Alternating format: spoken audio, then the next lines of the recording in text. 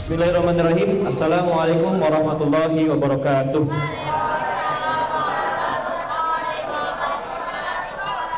Alhamdulillahilladzi hadana li hadza wa ma kunna linahtadiya laula an hadanallah. Asyhadu an la ilaha illallah wahdahu la syarikalah wa asyhadu anna Muhammadan abduhu wa rasuluh alladzi la nabiyya ba'dah. Puji syukur senantiasa kita panjatkan kepada Allah Subhanahu wa taala atas segala limpahan nikmat yang diberikan kepada kita. Alhamdulillah hari ini kita sampai di hari ke-15 bulan Ramadan.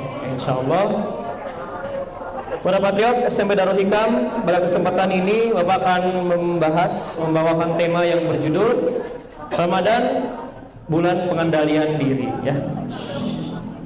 Teman-teman sekalian, Bapak masih ingat dahulu Bapak sering nonton kartun Avatar The Legend of Aang. Ada yang tahu? Bapak berpikir ketika Bapak nonton film tersebut bahwa ternyata jadi Avatar itu keren, ya. Jadi Avatar itu keren, dia bisa mengendalikan 4 elemen, punya kekuatan yang luar biasa, sehingga dulu Bapak pernah bermimpi untuk jadi Avatar saja, ya. Kayaknya keren ya jadi Avatar. Bahkan ketika Bapak diceramahi oleh orang tua Bapak, salah satu kenikmat surga adalah kau akan diberikan apapun yang kau mau, segala sesuatu yang diinginkan itu akan terkabul. Maka Bapak ingin masuk surga karena ketika di surga Bapak ingin jadi Avatar, pengen bisa mengendalikan air, batu, api, lalu udara, ya. Oke, itu cita-cita Bapak dulu, pengen jadi Avatar. Tapi tahu gak sih teman-teman, ada yang lebih keren dari Avatar, ada yang lebih hebat dari kekuatan yang dimiliki oleh Avatar, yaitu orang yang bisa mengendalikan atau mengontrol dirinya. Maka itu adalah hal yang sangat hebat dan luar biasa.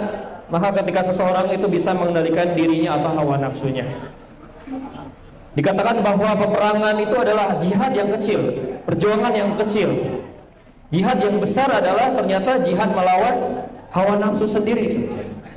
Perang Badar itu adalah perang besar, tapi ketahuilah bahwa jihadnya di perang Badar itu masih tergolong kecil jika dibandingkan dengan jihad melawan hawa nafsu kita sendiri. Para patriot sekalian, kita mendengar juga bahwa bulan Ramadan ini adalah bulan di mana setan dibelenggu, betul tidak? Setan dirantai, betul tidak? Setan tidak berkeliaran, betul tidak? Namun sayang sekali di bulan Ramadan yang mulia ini kita masih mendengar berita yang membuat hati kita miris. Pembunuhan, pencurian, korupsi, bullying, ataupun kemaksiatan-kemaksiatan lainnya. Kemarin-kemarin viral adanya percobaan pembunuhan di salah satu perguruan tinggi. Korbannya adalah perempuan, pelakunya laki-laki. Tragis, di mana pelaku dengan sadisnya menggunakan kapak dan parang untuk menganiaya si korban. Mungkin berita ini terdengar di kalian, muncul di sosmed kalian, yang ternyata usut punya usut, tragedi tragis tersebut bermula dari yang namanya pacaran. Dalam Quran surat Al-Isra ayat 32, Allah sudah mengingatkan kita, wala taqrabuz zina innahu kana fahisyah wa sa'a sabila. Dan janganlah kalian mendekati zina. Sesungguhnya zina adalah perbuatan yang sesat, ya. Allah tidak menggunakan kata wala taznu, yang artinya jangan berzina, tapi di sini Allah menggunakan kata wala taqrabuz zina, janganlah mendekati zina, mendekati, bukan berzinanya. Karena kalau melarang jangan berzina berarti melarang hasil akhirnya. Tapi ketika Allah menggunakan kata-kata jangan mendekati zina, berarti Allah melarang seluruh proses atau kemungkinan atau peluang yang bisa mengarah menuju perzinaan. Karena zina tidak pernah terjadi secara tiba-tiba. Zina tidak pernah terjadi secara langsung begitu saja. Dia selalu punya rantai sebab akibat. Dari mulai pandangan, chat intens, berduaan, ikatan emosional, ilusi kepemilikan, dan hilang kontrol. Makanya ada istilah dari chatting jadi asing. Pernah dengar itu? Hati-hati teman-teman. Maka dari itu Allah larang dari awal, wala taqrabuz zina, jangan mendekati zina. Karena sejatinya lebih mudah memadamkan percikan api dibandingkan memadamkan hutan yang terbakar. Paham artinya? Lebih mudah memadamkan percikan api daripada memadamkan hutan yang terbakar. Makanya kita mulai dari akarnya. Wala taqrabuz zina, zina awalnya bisa jadi dari pacaran. Maka kita belajar dari tragedi kemarin, kasus yang tragis yang menimpa seorang mahasiswi. Maka apakah pelaku itu tiba-tiba brutal atau tidak? Tidak ya. Polanya adalah ada ekspektasi yang patah, ada komitmen yang tak tahu arah, dan ada emosional yang terencana. Maka saat hubungan tanpa batas, ego tumbuh tanpa kontrol, dan ketika ditolak, maka ego bisa berubah menjadi sifat yang agresif. Penjelasan sains alasan Quran melarang pacaran atau mendekati zina yaitu karena pertama, saat dua orang mendekat terlalu dekat, otak kita itu akan banjir dengan yang namanya dopamin. Emosi menguat, logikanya melemah. Emosinya menguat, logikanya melemah. Bagian otak yang mengatur kontrol diri yaitu prefrontal cortex bisa dibajak oleh pusat emosi. Maka ada istilah, kan kadang cinta itu tak masuk logika ya, betul tidak? Makanya ada istilah, ketika cinta sudah melekat, tai kucing pun rasa coklat, betul gak? Ya karena saking logika kita melemah, emosi kita yang dominan pada saat itu. Artinya teman-teman, dari pelajaran ini kita dapat mengambil pelajaran, manusia tidak ada yang sekuat yang dia kira.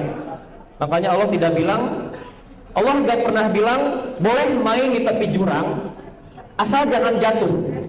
Boleh main di tepi jurang asal hati-hati jangan jatuh. Tapi Allah berkata jangan dekati jurangnya. Jangan pernah bermain-main dengan api. Ayat wala taqrabuz zina pada hakikatnya adalah perlindungan sistemik terhadap materialisme fisik dan emosi manusia, kontrol manusia.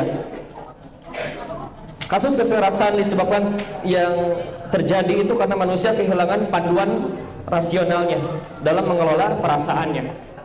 Ya. Problem utamanya karena merasa Al-Quran sudah ketinggalan zaman untuk mengurus urusan asmara anak muda. Ya. Hilang arah, kemudian akhirnya manusia memutuskan dengan tanpa landasan apapun sehingga bisa yang terjadi yang namanya kekerasan, yang pacaran. Ini nasihat untuk kita bagi anak-anak muda. Belum saatnya ya untuk kita bisa merasakan hal tersebut. Perjalanan kita masih panjang. Ada cita-cita yang harus kita raih, ada mimpi yang harus kita wujudkan. Bapak tahu kalian punya banyak mimpi, kalian punya cita-cita yang luhur. Bahkan ada orang tua yang harus kita bahagiakan terlebih dahulu daripada lawan jenisnya, daripada pacar kita. Ya, ingat, kita masih memiliki orang tua yang harus kita bahagiakan, yang lebih layak kita bahagiakan. Jangan sampai untuk orang yang disukainya, pacarnya, kita berkorban sangat besar sekali. Misalkan minta dibeliin seblak, kita langsung beliin seblak. Untuk yang cewek ya, cewek biasanya suka seblak. Laki-laki misalkan diberi hadiah sepatu, jaket, tas, sementara ibunya tidak pernah dia beri hadiah apapun. Bahkan kalau disuruh sama ibunya, "Dek, beliin gula ke warung," ngegas. "Dek, ambilin pisau," ngegas. Nggak ridho. bilangnya ya. Kita sudah tahu ya, kemarin waktu itu Pak Budi sudah memberitakan kepada kita, wala taqul lahuma uffin. Janganlah kita berkata itu apa? Itu adalah udara yang keluar ya. Misalkan dia beliin garam dengan dengan udara yang keluar saja itu sudah jadi dosa. Belum berkata tapi udara keluar. Nah, itu adalah teman-teman. Maka, nah inilah pentingnya saum. Mohon diperhatikan. Disinilah fungsinya saum itu sebagai pengendalian diri. Karena di saum ini kita berlatih. Allah melarang kita, orang yang sedang berpuasa itu makan dan minum dari subuh sampai waktu maghrib. Maka kita sebagai muslim yang taat, seorang yang beriman, kita akan melaksanakannya. Kita akan mentaati aturan Allah tersebut, walaupun aturan Allah, apa yang Allah perintahkan kadang tidak sesuai dengan apa yang kita inginkan. Sebaliknya, apa yang Allah larang terkadang itu sesuai dengan keinginan kita, ya. So, di sini mungkin kita sudah lewat ya hal-hal yang telah lalu. Mungkin di sini dulu sebelum puasa ada yang mutusin pacarnya dulu. Kita putus dulu ya pacar Ramadan ini. Kita nyambung lagi nanti setelah Lebaran.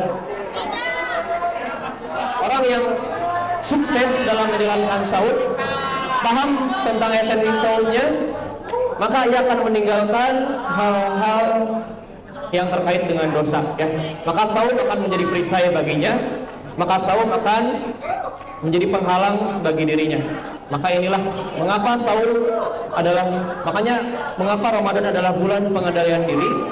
Karena sekali lagi di Ramadan inilah kita dilatih untuk menahan hawa nafsu ya. Semuanya. Di Ramadan kita dilarang makan dan minum. Di Ramadan kita dilarang berbohong. Di Ramadan kita dilarang mengejek, mengolok-olok, membuli, jahil, ya. Bahkan orang yang paham makna saum di bulan Ramadan, ya ketika belajar, ia akan tahan yang namanya ngantuk. Ia tidak akan mengeluh. Baru masuk pelajaran sedikit, Pak izin ke UKS, pusing. Pak aku tidur dulu.